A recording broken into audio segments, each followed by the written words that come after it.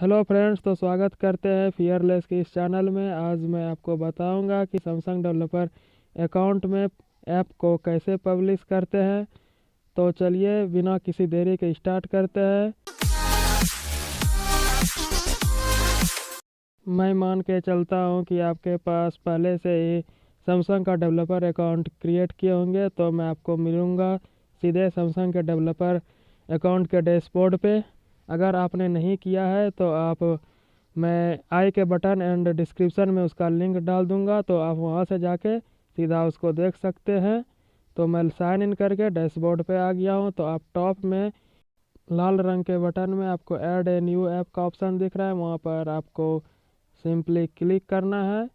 तो मैं इस पर क्लिक करता हूं और आप देख रहे हैं यहाँ पर एंड्रॉयड या फिर गैलेक्सी वॉच के लिए आप बनाना चाह रहे हैं तो एंड्रॉयड पे क्लिक करते हैं। उसके बाद नेक्स्ट कर देते हैं।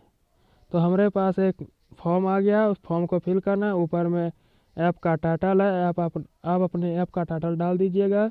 तो मैं डाल देता हूँ। दूसरे नंबर में डिस्क्रिप्शन है, आपको डिस्क्रिप्शन डाल देना है। और सर्च तीसरे नंबर पे आपका सर्च कीवर्ड है। तो सर्च कीवर्ड में आपको वो डालना है जो आपके ऐप से रिलेटेड सर्च कीवर्ड बनता है, आप वो डाल देंगे। और एक बात का ध्यान रखना है कि डिस्क्रिप्शन में इमोजी का यूज़ नहीं करना है, नहीं तो ये एरर शो कर रहा है। मैं इमोजी का यूज़ किया था तो इसलिए थोड़ा एरर आ रहा है, तो मैं उसको थोड़ा देर में सॉल्व कर देता हूँ। मैं अपने ऐप के लिए सर्च कीवर्ड डाल रहा हूँ और दो तीन डाल देता हूँ सर्च कीवर्ड। तो आप भी इसी तरह सर्च कीवर्ड डाल देंगे। तो मैं डालने के बाद और सर्च कीवर्ड में कुछ भी कॉलन या फिर अंडर स्कोर का या फिर किसी भी सिंबल का यूज नहीं करना है, ये आप ध्यान में रखेंगे बात को। स्क्रॉल करके नीचे आते हैं तो देख सकते हैं कि अब हमें आइकन डालना है। तो आइकन जो आपको डालना है वो 512 बाय 512 पिक्सल में होना चाहिए, ये आप ध्यान में रखेंगे। और तो मैं इसको अपलोड कर देता हूँ। कुछ इस तरह से मेरा आइकन दिखता है। और उसके बाद हमें जो करना है, एज स्क्रीन करके आ रहा है, एज स्क्रीन प्लस और कुछ आ रहा है, तो वो अगर आपके पास है तो आप उसको डाल सकते हैं। तो जिसका पिक्सल कि आपको स्क्रीन पर दिखाई दे रहा होगा तो उतना पिक्सल में होना अनिवार्य है। तो अगर नहीं है तो कोई दिक्कत नहीं है, तो आप सिर्फ आइकन डाल के छोड़ सकते हैं। और उसके बाद आपको नीचे स्क्रॉल करते हैं तो स्क्रीनशॉट डालना है। और यहाँ पर आपको मिनिमम जो है 4 स्क्रीनशॉट डालना है और मैक्सिमम 8 स्क्रीनशॉट डालना है। तो आप इस चीज़ को डाल लीजिएगा। तो मैं थोड़ा जल्दी करके इस चीज़ को डाल लेता हूँ क्योंकि आपका टाइम तो सेव करना है। तो मेरा यहाँ पर स्क्रीनशॉट अपलोड हो चुका है। तो मैं थोड़ा स्क्रॉल करता हूँ तो उसके बाद कैटेगरी का है।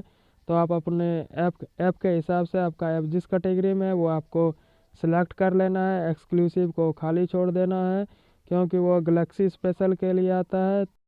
नीचे एज रिस्ट्रिक्शन का है, तो इसमें आपको ये बताना है कि आपका एप्लीकेशन कितने से कितने एज के लोग यूज कर सकते हैं, तो वो आपको सेलेक्ट कर लेना है। और उसके बाद स्क्रॉल करना है। स्क्रॉल करने के बाद आपको रेटिंग के लिए ये छोड़ देना है। ये सब मैनुअली आपको मिल जाता है, यहाँ पर आपको कुछ छेड़खानी करने की ज़रूरत नहीं है। तो थोड़ा और हम नीचे स्क्रॉल करते हैं तो ये फिर पूछ रहा है कि आपका जो एप्लीकेशन है वो कितने लैंग्वेज को सपोर्ट करता है। तो आपका मल्टीपल लैंग्वेज है तो आप वो सेलेक्ट कर लेंगे। तो मेरा सिर्फ इंग्लिश है, मैं इंग्लिश सेलेक्ट करके सेव कर देता हूँ।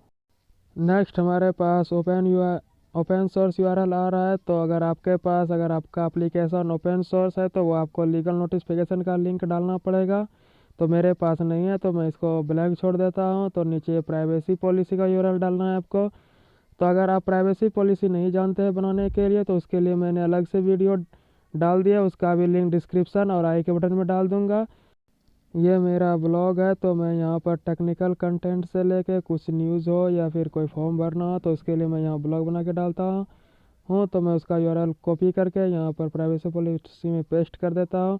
अगर आपके पास इस ऐप से रिलेटेड कोई भी यूट्यूब पे वीडियो हो तो यूट्यूब का यूआरएल आप डाल सकते हैं, अगर नहीं हो तो ना डालें।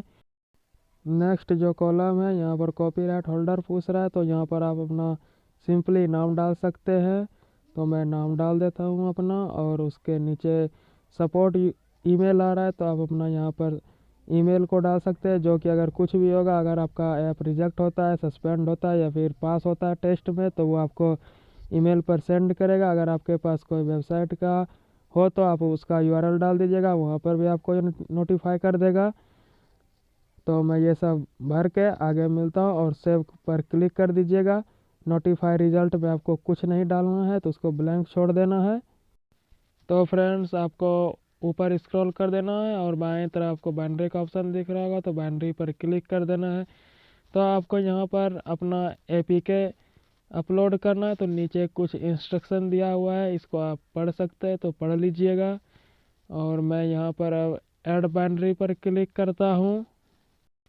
तो फ्रेंड्स हम यहाँ पर ऐड बाइनरी पर क्लिक कर दिए, तो यहाँ एक डायलॉग बॉक्स हो रहा है। तो यहाँ आपको बताना है कि आपके जो ऐप है कितने कितने रेजोल्यूशन वाले डिवाइस पर सपोर्ट कर सकते हैं।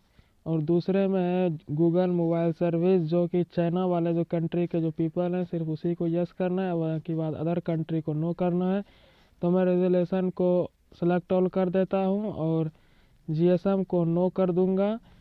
और उसके बाद अपलोड पे आपका जो एपीके है वो आपको अपलोड करके सेव कर देना है। तो मैं इसको अपलोड करके सेव कर देता हूँ।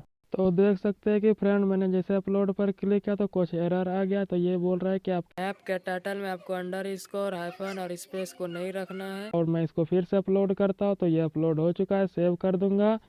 तो उसके बाद फिर से आपको यहाँ पर सेव पर क्लिक करना है। तो यहाँ पर आपको एक नोटिस आएगा, तो उसको भी ओके कर देंगे। तो नोटिस का थोड़ा वेट कर लेते हैं, आ गया है तो इसको ओके करेंगे। फिर से बाएं तरफ जाएंगे और उसके बाद country and region and price पर क्लिक करेंगे। अब आपको यहाँ पर सिलेक्ट करना है कि आपका ऐप फ्री है या प्राइस में आप डालना चाहते हैं फ्री है। उसके बाद नीचे तो आप देख सकते हैं कि पहले से ही कुछ टिक करा किया हुआ आ रहा है, तो सिंपली इसको सेव कर देंगे और नोटिस को ओके कर देंगे। अब यहाँ पर ऑटोमेटिक ये कंट्री को ले लिया है, ऑल कंट्री। अगर आप उसको चाहे तो अनटिक कर सकते हैं। नेक्स्ट हम पब्लिकेशन पर क्लिक करेंगे, तो यहाँ पर आप ऊपर में देख सकते हैं publication automatically, publication on schedule, publish manually. तो मैं ऑटोमेटिकली सेलेक्ट करूँगा। तो बाकी बात दो ऑप्शन को तो आप जानते ही होंगे कि अगर आपको किसी टाइम या डेट पर करना है तो आपको मैन्युअली करना पड़ेगा, या फिर आप उसके लिए टाइम एंड डेट को सेट कर सकते हैं नीचे। अगर आप मैनुअली चूज करते हैं तो नीचे वाला आपका ऑप्शन ये खुलेगा। और नीचे आते हैं तो यहाँ पर स्टेज रोल आउट है, तो इसको आपको खाली ही छोड़ना है, टिक नहीं करना है। और यूएस एक्सपोर्ट को टिक कर देना है और उसके बाद सेव पर क्लिक करना है, नोटिस को ओके कर देना है। तो अब हमारा लास्ट स्टेप भी कंप्लीट हो चुका है। अगर आप परचेज वाला ऐप रखते हैं तो आपको यहाँ से आपका थोड़ा बैंक वेरिफिकेशन सब चलेगा, या फिर पेमेंट मेथड के लिए कुछ होगा। तो मेरा वैसे फ्री है तो मैं इसको फ्री ही रखने दूंगा। तो बाकी बात मेरा हो चुका है, तो मैं ये सब को सिंपली सेव कर देता हूँ टोटल को। तो फ्रेंड्स दाएं साइड आप देख सकते हैं कि मेरा सबमिट का बटन स्टार्ट हो गया। तो सबमिट पर क्लिक करते हैं, उसके बाद इसको नोटिस को यस कर देते हैं। तो जैसे ही यस करेंगे तो एक हमारे पास डायलॉग बॉक्स फिर से आएगा। तो वो हमसे पूछ रहा है कि आप अपना ऐप सबमिट करना चाहते हैं, तो आप यस कर दीजिएगा। तो ये 3 से 4 दिन रिव्यू होने में टाइम लेता है। तो यस करने के बाद ये हमको सीधा डैशबोर्ड पर ले गया क्या आ गया। तो यहाँ देख सकते हैं कि रेडी फॉर इन रिव्यू, तो रिव्यू में मेरा चला गया है। 3 से 4 दिन वेट करना पड़ेगा। तो ये आपको ईमेल पर आपको मेल कर देगा कि आपका ऐप रिजेक्ट हुआ या फिर पास हो गया टेस्ट में। तो फ्रेंड्स आप इस वीडियो चैनल पर नए हैं तो चैनल को सब्सक्राइब कर लीजिएगा और फ्रेंड्स के साथ शेयर कर दीजिएगा, कमेंट भी कर दीजिएगा। तो मिलते हैं एक नए टॉपिक के साथ एक अगले वीडियो में। Thank you.